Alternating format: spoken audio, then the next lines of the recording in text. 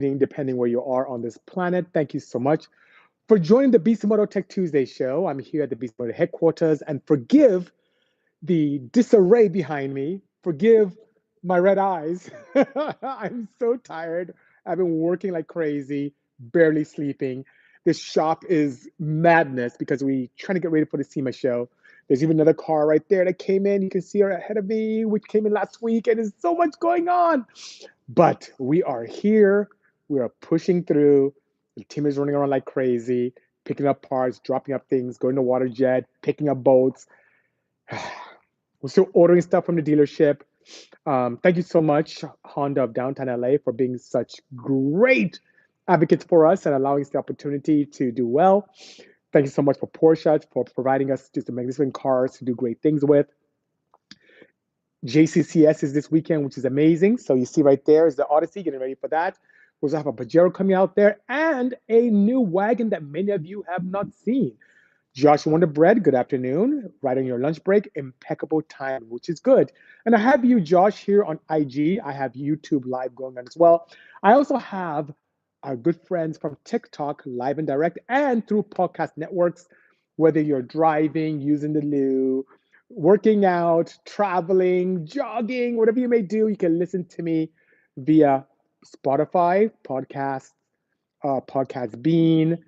Anchor was still around. You can still hear me there. Just do a search for Bisimoto, and I come up and you can listen to everything we do here live, as this is a perfect archiving moment. Alex Perez 46 says, "Hi BC, I am planning on purchasing, or planning, I think you said, on purchasing a 2016 Cayman. What are the pros and cons on that planned form?" Well, the 2016 Cayman is absolutely gorgeous. I love it.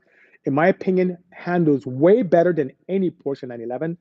Guys, I have to go by and say, Gucci Glow, my younger sister, Enyimuwo Ndeo. I love her. She's my sister twin, even though we have a good, almost, wow, 10-year age gap. Anyway, plus. But thank you so much for joining. Any Bisimo stickers? Yes, Ralph, I have some here. He's panning for gold. It's great projecting. Yeah, it's very funny. But back to the Cayman. I love that because it has all the benefits. Porsche did a great job with the mid-engine 914. Then went ahead with the Boxster, water cooled, smashing job there. Then went ahead and did the Cayman. So 986 only exists as a convertible Boxster. 987 from 2006 onwards has a newer, flashier, nicer design, which they learned a ton from the 914 to the Boxster into the Cayman, which is a hardtop version of the Boxster. Then for what you have going into the 981, absolutely fantastic. So the 2016 is actually quite beautiful and amazing. The pros are improved handling, decent aftermarket support, the opportunity to just have an engine that's quite robust. So you don't have any of the challenges with intermediate shaft you may see with the predecessor M96 and M97 engines. The cons on that vehicle is you are limited to the kind of power you can create because of the direct injection setup. So that being said, if you want to go crazy with twin turbo and you want to do 800 horsepower, it's going to be a lot of work because the factory system will not support that kind of power, because the fuel injection system being high pressure and limited injection does allow you to do a ton. So you can have a lot of fun with flashing and some other mods, but you can go full tilt Bisimoto style without ripping all that out and adding some type of port injection to it, or adding a port injection overlay onto your factory direct injection setup to allow you to get the fueling that you need to have a blast. Apart from that, it's a great choice. Do it. The cars are beautiful, fun, amazing support in terms of handling, suspension. KW makes some great stuff. You have body kits out there. Our friends from Tech Art make some good things there as well. Absolutely fantastic. So it's good indeed. Ghost 520 Performance says, yo, what's up? Have you ever built an R18 in a Civic? What kind of power can they make without sleeving, says Ghost 520. I haven't done an R18 in a Civic. The Civics I've done have been K-Series, from the K24 standard to the K24 Z7, kind of a Z3 variant with a single port coming out the exhaust that you may have seen with the 2012 Civic and up. The R series I've played with has been the HRV, so we're able to make about 300 horsepower on HRV without sleeving it. Anything more than that, the sleeves tend to either de-chunk or fracture. So it's worth investing. So if you're okay with about 300 horses, have fun, no challenge whatsoever. Anything more, you definitely have to upgrade your valve train and definitely sleeve it to have reliable power, you know? Hey, my bro, says Zero on YouTube. What you got? What car do I have? Well, I'm surrounded by a few cars here. There's a classic 1974 Rolls Royce that we're working on, the Bisimoto first electric conversion, which is the K3V from 1984. That is a 2025 Dodge Chrysler, better yet Jeep Wagoneer. Odyssey right there, which is quite nice, one of my popular builds ever. Client's blue, beautiful 72911 that we are doing a gorgeous conversion on. Something that is amazing, Zaro, and thank you for saying awesome, is this week, into this week, from last week, I had the great opportunity. Forgive me pausing, guys, because this was amazing. I had the great opportunity of driving, first time in a long time, a modern day hybrid. And that came a courtesy of Toyota USA. So thank you so much, Toyota and Drive Shop USA, for allowing me the opportunity to explore that wonderful vehicle. It was a Corolla. And you think, ooh, Corolla? Oh no, this is not your mom's or grandma's Corolla. It's not your auntie or Uncle Olaf's Corolla. This thing is a Corolla Cross. It's a brand new Corolla Cross CUV. Looks like it could exist between a Sequoia and a RAV4, kind of in between, or maybe yet, let's say a little bit smaller than a Highlander. It was quite impressive. Now, I've never been an advocate, guys, friends and family, friends, foes, ladies and gentlemen. I've never been a huge advocate of hybrids because I feel that they present the worst of both worlds. If you think about it from a technology perspective, you have a modern day electric setup that's mated somehow in different formats to a petrol engine, right? Gas or internal combustion engine. The challenge I see with that is when you're in EV mode, you're lugging along this heavy power plant that's inefficient. You're just dragging this heavy weight along that makes things even less efficient in terms of moving forward. When the petrol's on, you're lugging around batteries and an EV setup that's more weight and rubbish to carry around that hurts efficiency and mileage as well. And then when the gasoline section comes on to create a hybrid after the EV section has been pushing around a bit, the first few seconds of the vehicle coming on, the engine coming on, it's dirty, the catalyst is not hot enough to light off and make things happy. And many times the transition from EV to petrol combination is abrupt, right? Honda did a good job with the CRZ and having this integrated motor assist that's quite seamless, but most manufacturers tend to have this on-off comes on. Guys, Toyota may have convinced me to some extent that hybrids are pretty cool. And why do I say that as someone who loves either pure petrol engines or pure EV or BEV and not combining the two? I drove from the greater LA area to Clovis, California, just to get a feel for this car. Can you believe I only had to fill up once on the way back? And Clovis is a good about 400 miles from where I am, 400 miles. And when I filled up, it's only $37 to fill the thing up. So from a cost perspective, it was more cost effective for me to drive that hybrid than an EV because I would have fast charged an EV and it would have been $50 at least on one stop. This one was 37 and I was impressed. And I only had to fill up with like 7 gallons and my average miles per gallon was 40.6. Yes, better than my CRX HF that got me through school. 40.6 miles per gallon on this SUV with passengers and equipment. It was crazy. And I'm like, this is really impressive. Then when it comes to that transition, seamless. I couldn't even tell when the petrol engine came on or when it went off. Literally, it was that well dampened. And the abrupt change wasn't there. The only way I knew is through the screen. And I showed a video on the screen introducing today's event. You'll see this really cool screen and it shows energy consumption and it shows when the batteries are being charged up by deceleration or if the battery is low and the protocol comes on where the petrol engine does recharge it. Or when I'm cruising a little bit, it's pure EV mode, so it's quiet, has a little nice hum, like a pedestrian safety sound, and it's pretty good. And the petrol engine will just seamlessly come on. Guys, I was impressed. So Toyota, kudos to you. Would it be great for me is to play around with the new Prelude Hybrid, which is more of a performance kind of setup compared to the Corolla Cross. So I'm eager to do that. I'll talk to my friends at Honda and see if I can do some type of review on that and give you guys some feedback. But so far, I'm being nudged in the interesting or maybe even right direction. And in my opinion, with all the creature comforts, heated seats, lane assist, just really nice air conditioning, the infotainment was very intuitive, had great symbiotism with my Apple CarPlay, so that was very important to me. Had multiple USB C ports around the car, so you can charge phones, charge devices. Had an inverter in the back, near towards the back seat. Uh, had the ability for you to open the rear hatch from either inside the car or with the key fob. It was just really nice, and for a car that is fairly cost effective, it had amazing quality. So I was really impressed. So that being said, it's kind of nudging me and getting me to believe that if you are a little bit shy around the full EV builds, or you don't want to go a BEV route or a plug-in hybrid, this may be a good way to get your toe in the water to be more comfortable with kind of EV technology while still not letting go completely of your desire for petrol cars. Now, don't get me wrong, it didn't invoke the excitement I see with, let's say, my Plaid or even the Prologue, which really accelerates quite nicely. Still has that petrol kind of acceleration that is low torque in the low RPM ranges. But it's really interesting how this car really put a lot of smiles on my face as I drove it. So kudos to you, Toyota. Keep it going. Thank you, Cam, for the #1 gifter badge here on TikTok. Appreciate your kind gesture.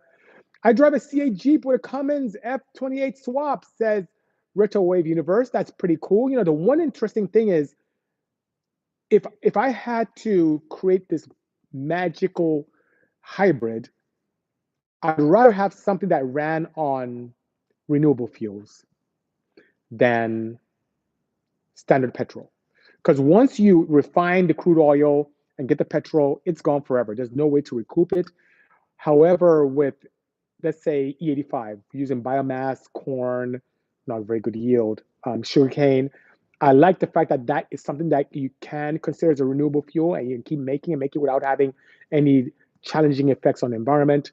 Or maybe even hydrogen, using hydrogen as a way to create a pretty cool hybrid, and not as a fuel cell setup, but like a combustible fuel, and using an integrated motor assist to help accelerate the car, improve mileage.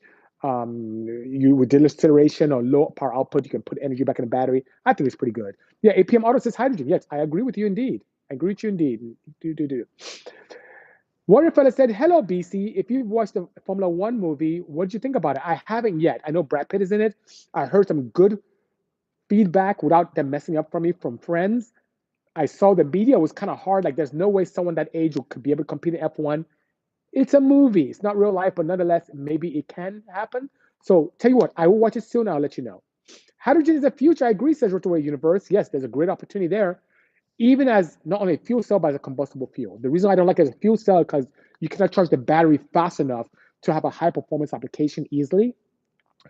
On the combustible side, I like it because for the same engine displacement, you can make a lot more fuel. Forgive me blinking, guys. You see my eyes are red. I've not been sleeping much, and I promise I'll rest today, but I'm really tired. I had a question come in when I was asked, what does it mean by declawing a man? Well, I guess declawing a man means when a lady kind of burges a guy, kind of pushes the envelope to try to see what they can get away with. And they keep pushing the guy keeps acquiescing until he no longer is a strong leader. So now he's been declawed because he has to check in with his significant other or wife every time he has to do something or not do something. If he does dishes, it's not done right. If he does laundry, it's never folded correctly. It's just demasculating. How about that? It's demasculating. So that's the answer. Yo, what's up? Says Ghost 520 Performance. Have you ever built an R18? Yes, talk about that in a moment. I'm sorry, I got frozen on your screen there. My pleasure, Alex Perez 46. Busy at work, but sending good vibes. Haven't touched the project in 6 months. It's Corvo. Corvo, get that thing going. Rose is coming together. Let me see. This SEMA I have. Oh, preview.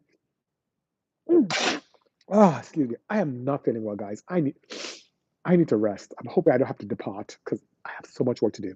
Okay, speaking of projects cars, this SEMA, we have 8 cars for SEMA.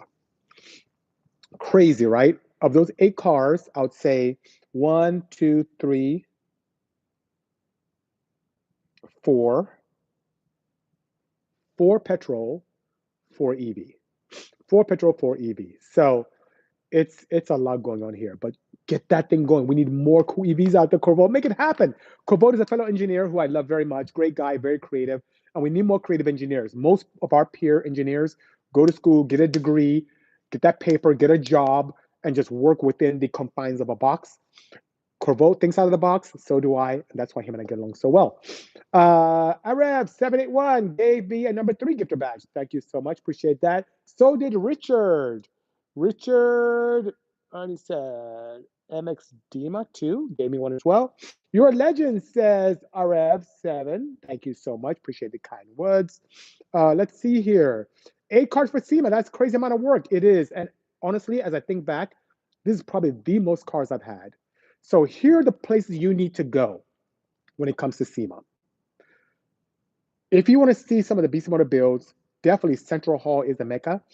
We have one vehicle that's in South Hall in a company called MB Forge in their booth. We have another vehicle that is going to be, better yet, I wouldn't say 1, but 2 vehicles that will be in the Toyo Tread Pass. Both petrol-based vehicles, which is pretty cool. Very unique, something you've never seen ever from the Bisimoto stable. It's going to be absolutely fantastic. If you go into the SEMA Central Hall under Future Tech, where we celebrate everything futuristic when it comes to mobility and high performance. It could be flex fuel, clean energy stuff, could be EV, hybrid, you name it, any combination of hydrogen, doesn't matter. That is the place to be. And we have 4.5. When I say 4.5 cars there, one of the cars is the one that I'm helping a guy with, which is a bit of a domestic car, which almost makes me feel like I have 8.5 cars, not just 8, but almost 9. And then the 3 other cars, which want to be petrol, and the other 3 be EV. So it should be pretty good. Should be pretty good, guys. So that's the place to be. I'm going to do some introductions prior to SEMA and share with you guys what's going on. A little teaser. And at SEMA, I'll do some lives for some of you who cannot be there because it is an industry event. But allow me to be the eyes and ears to help you guys out. No problem whatsoever, you know? We would be, let's see, with the variable resistor, we could dial back the fuel until it was completely shut off. We also had a main switch. I don't know what APM is talking about. APM says if you try to run a DY hydrogen setup without adjusting it, the vehicle would think it's running rich and add more fuel. Got it. What I would do typically, APM, is a proper closed loop setup with a fuel energy management solution. Because with a hydrogen, as you can imagine, it is a very combustible fuel. You don't leave anything to chance. So I'm very, very big on safety and redundancy and also fail safes. So that's what I would do, you know? And the transmission blew, you said, wow. It's sad. Breaking things are a good thing, allows you to improve and learn from it, but it's also good as well. Goat 520 Performance said, you're the man. Thank you so much. Appreciate you indeed. Rollins Kitchen, San Diego's in the house. Hello, Adam, sir. Thank you so much for joining. Josh Wonderbread, I haven't seen you in a while. Thank you so much for seeing. And 986 just drove by me. I don't see Porsches at all in Wyoming. I need to move to Wyoming. I was in Jackson Hole when I first came to the United States. It is cold out there. I don't know how you do it. Senior Pizza, thank you so much for joining. What are your thoughts on the new Civic Si with the direct injection? My fear is that overfueling, mixing the oil to kill the engine. No, it's not a challenge at all. If anything, that injection that Honda's done does a great job in allowing better stratification of the fuel, meaning the fuel atomizes finely, like sprays so finely, better than port injection. And what that does allows you to have even mixtures in the combustion chamber, allows you to have better fuel economy, allows you to get away with more boost if you're boosted with leaner mixtures than you would a port injection, so you get better gas mileage. It's a win-win. There's no challenges of fuel mixing with oil.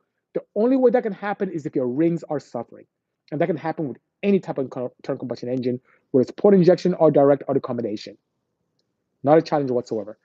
The one challenge you may see with direct injection, because it is directly stratified into the combustion chamber or into the cylinder wall itself, is your intake valves can get dirty. Filters do a great job in being able to filter, rubbish and dirt getting in, but over tens, if not hundreds of thousands of miles, you tend to build up a lot of gunk on the back of your intake valve. With port injection, where it sprays on the back of the valve, it keeps that clean all the time. With direct injection, you don't get that cleanness. So sometimes people have to walnut shell blast it to get it out or clean it, and it's a bit of an expensive thing. If you don't do that, you'll notice your mileage will suffer because you're now impeding fuel flow into the combustion chamber because you have a bunch of gunk on the back of your valve. It makes your valve heads heavier, so you have the propensity to float valves and create mixtures that are not ideal and less power and less efficiency. And worst case scenario, can you drop a valve? Maybe. So there are many detriments to having a direct injection setup in terms of cleanness of that. But if you service a car at a dealership or yourself, you can put those concerns at bay without qualm. Super Mario says, but hybrid makes more sense than having full EV. You're not tied only to drive in the city. So Mario, I don't know where your insights are coming from with that because I travel my butt off with EVs. I travel like crazy. Vegas, Northern California, out of state, Arizona, you name it, I've done it. It's not a challenge at all. So EVs are not from the Nissan Leafs of yore or the 500Es of yore, where you have, or even the original RAV4 EV, where you barely have less than 100-mile range. We have EVs now that do 250, 300, 350, 400, 600-mile range. Longer than the Corolla I drove. The Corolla, I think I got close to 400-mile range, which is very nice. And I was able to do some hypermile and get that up.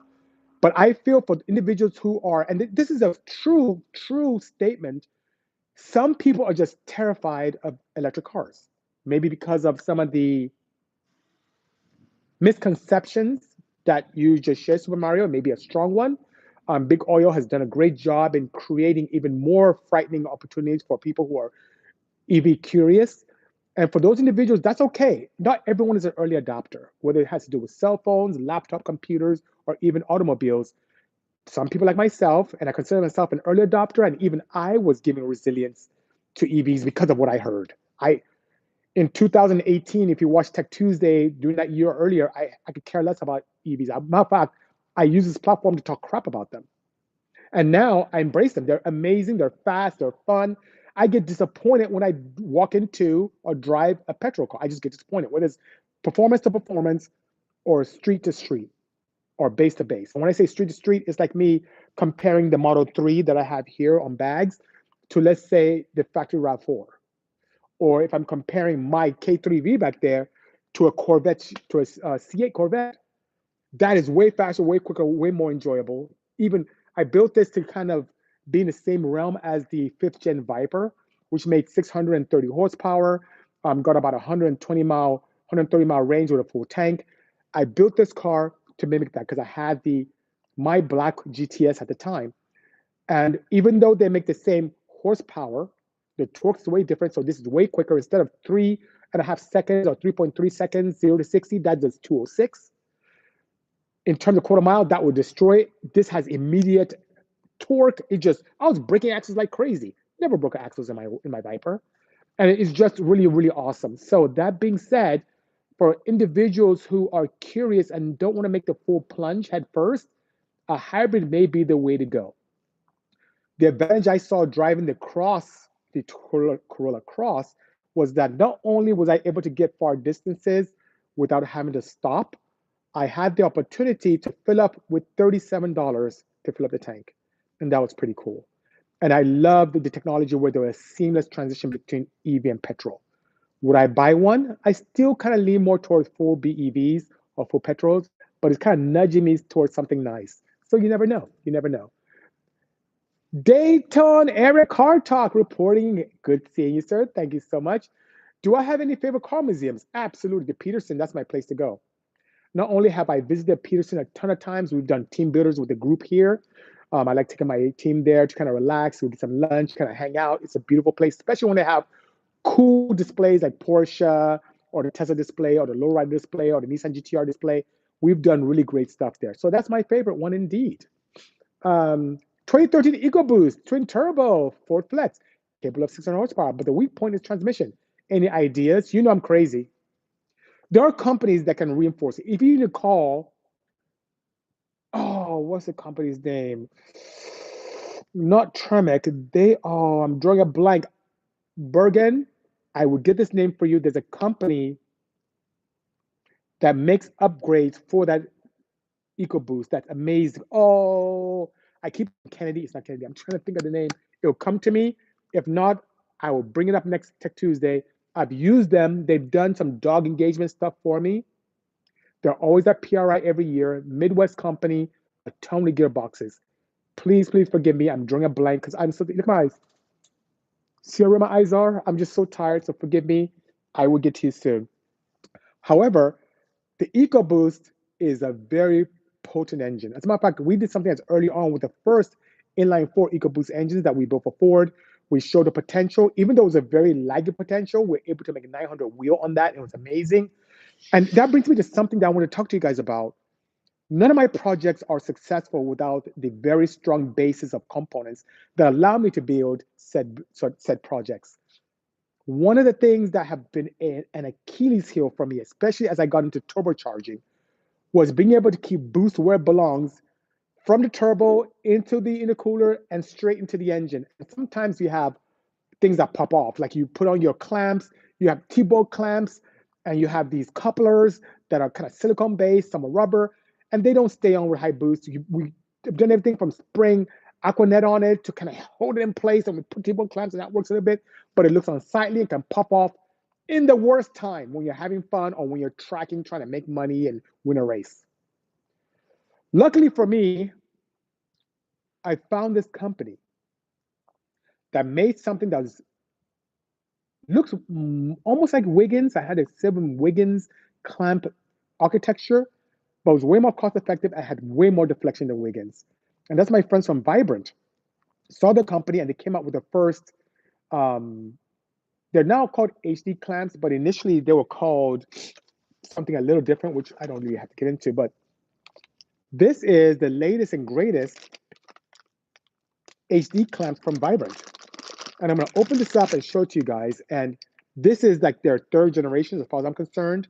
And as you can see, there's so much deflection with this. So you can have intercoolers move around, engines move around, because most of the time, even on inline 4 front wheel drive cars, we mount the intercooler to the chassis. The engine is mounted to, of course, the engine mounts.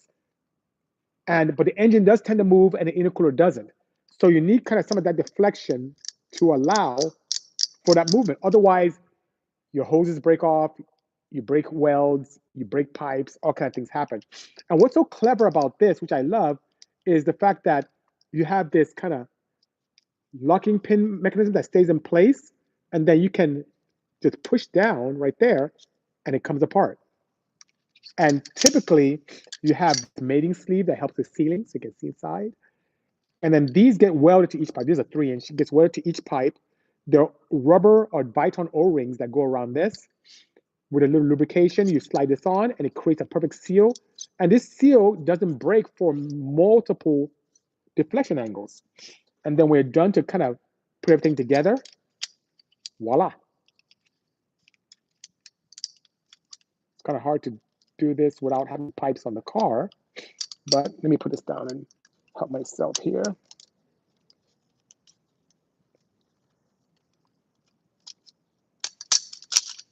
Okay. And then it kind of snaps in place, and that's it. And now for you to appreciate this design and how amazing this is, I gotta show you guys the earlier designs of this, which is quite interesting. And I'll tell you one thing I love about this company. This was the older outer sleeve, and it just, that little black thing I was fidgeting with, it kind of just wrapped around it, kind of went down and then clamped down. Now this was a very pretty design and had a little nice vibrant peekaboo effect on it. The challenge with this is as I got into very high boost applications, this ledge right here would tend to kind of distort. And we give that feedback. Most companies would ignore you and say, so this is how we made it, deal with it. Not my Vibrant guys. They came out with a 2nd generation clamp, which is a lot more robust, way thicker, little ledges here, no more peekaboo to give more strength for us crazy high boost, high power people. And then it had this little slide-in clip that allowed you to open and close and then slide it in. The challenge is, as you send cars to other shops, sometimes people lose these little pins. So what did they do? Vibrant didn't rest on their laurels. They went with this new design, which now has an integrated pin, which you cannot lose, and a very easy, open and closing clamp. So kudos to you guys, Vibrant.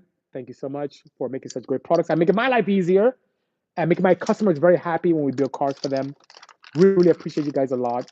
Amazing. And for the cars, the aforementioned cars I talked about at SEMA, they all have these as well. So it should be pretty good. Pretty good indeed. So thanks for bearing with me, guys. Good day, brother. Ashton Campbell, good seeing you as well. Terry LSX, guys, we are in the midst of greatness here. Terry is an amazing individual, a hardcore builder, an avid enthusiast, a huge Bisimoto advocate. And I've shared this before, not to him, but he kind of looks like Muhammad Ali, which I love. I love seeing him. He's just a great Terry. I'm sure you'll be at SEMA. If you are there this year, we need to get together and do some content. You're just amazing. I love doing stuff with you. You know. Let's see here. I'm interested in 26 4 GR with the plug-in HEV combo. You know what, Catch?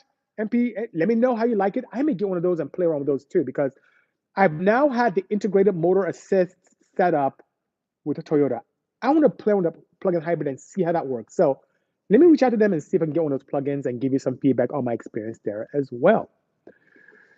Are these tried and trusted? Looks nice. Yes, they are indeed. H Series Hoonigan. Kerbin says, hi, BC. Angles on the valve seat makes a big difference in horsepower. Yes, it does. Most machine shops rely on the standard 45-degree angle on the valve in the seat just to seal and to transfer heat. However, 45 degrees isn't the best for flow. The key to making power in an internal combustion engine is the head design. And the head design is very critical, not only in being able to get as much air as possible into the combustion chamber, but how efficiently that air gets in there is also key. The valve seat holds a huge potential for increasing flow, especially the intake valves to allow more air to get in, which can assign an appropriate amount of fuel, which allows you to make a lot more power. So what I tend to do, I do tend to have a 45-degree angle seat on mine just for sealing, but right after that, I've had anything from a 30 to 35 right at the exit to kind of remove some of that sharpness from the 45 angle degree and just kind of give us a little bit more gradient. And when the valve barely opens, flow comes in like crazy. So yes, and to quantify that, I've seen 5 to 10 horsepower on a natural aspirated setup with just playing with valve seat angles. So yes, it makes a huge difference indeed. Do it, do it, do it. You will love it. Watching from Jordan says, Amir, you are in Jordan? Good seeing you, bro. Please be safe. Flex, oh, shots. Good afternoon. Are you coming to the Cars and Copters the weekend, Flex? By the way, guys, this weekend is bananas. I mentioned earlier the Odyssey is going to JCCS. JCCS is a Japanese classic car show. Happens in Long Beach every year near the Queen Mary. If you, I'm not feeling well, forgive me, guys. If you love Japanese imports the way I do, this is a place to celebrate all old school Japanese cars. You see everything from old school Cosmos to 2000 GTs to first gen CRXs to early CVCC Hondas.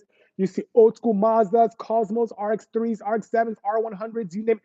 This is the place to be. And a lot of manufacturers there. Mazda's there in full force. Honda's there. Toyota's there.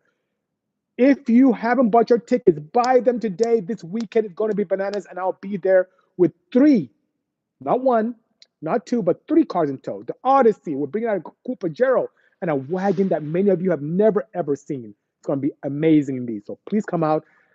If you're going to enter the competition, I'll be there judging. I take bribes. I'm kidding. I'll be there to judge, and I'll make sure that I judge properly for all the people involved. It should be a blast. So that being said, guys, please, please, please, please, please, please, please come out if you can. It is great. If you're not free Saturday in Long Beach, Sunday is another monumentous event. Cars and Copters, the annual Cars and Copters put together by Gear One Agency. Absolutely fantastic. We have 2 cars there. I'll have the Moby with a helicopter. I'll have my very good friend and my TV dad, Carlos Alomar, with his Sheriff LS boosted Corvette that don't mess with it. That thing will run you down and the chap will arrest you. He's a sheriff. He'll be there next to a sheriff helicopter. It's going to be great. That happens in Huntington Beach at the pier from 10 a.m. to 3 p.m. So thank you so much, Johnny and Amy, for putting that event together. It's going to be a blast. Please come up and say hi if you come out there on Sunday. It'll be great. I'd love to interact with many of you. Please, please do. It's going to be fantastic indeed. Well, guys, I need to get back to work and rest a little bit. I promise I'll retire early so I can be bright and bushy tail tomorrow. But thank you so much for enjoying this time with me. Thank you so much, Toyota, for allowing me the opportunity to explore your Corolla Cross. Thank you so much, Vibrant, for doing a great job in making my life much easier with my petrol bills and EVs to boot. And also, thank you so much, team from JCCS, Terry, and the rest, and everyone else. And also, the very good team from Gear One Agency, Amy and Johnny, for putting together Cars and Copters. See you guys soon. Have a pleasant afternoon. Stay safe and cheers.